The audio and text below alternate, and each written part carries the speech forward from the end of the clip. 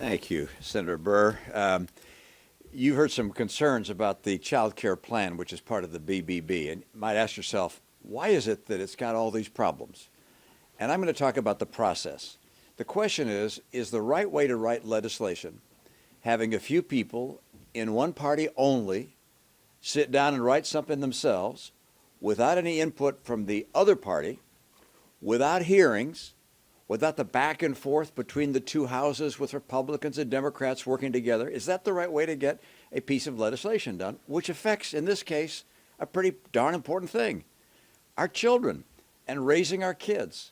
Now, we've looked at what the Democrats have put together by themselves and have pointed out some of the flaws in it, some real problems.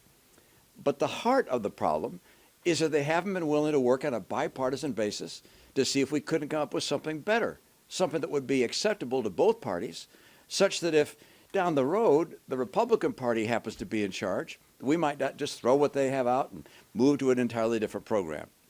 Now, you might say, Republicans don't care about this. Actually, we do.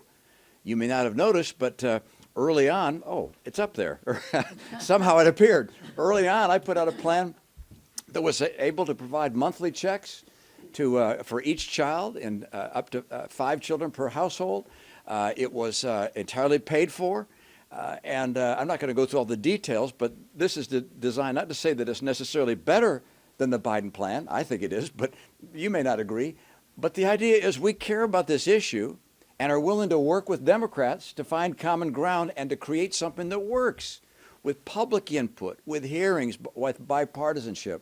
The reason BBB does not make sense, one reason it does not make sense, not just because it's a bad piece of legislation, but because it hasn't been worked together on a collaborative basis to work for the American people, to represent not just a few people, but to represent all the people of our country. And I hope that our Democrat friends take that into account. I'm working with a couple of Democrats saying, hey, let's work together.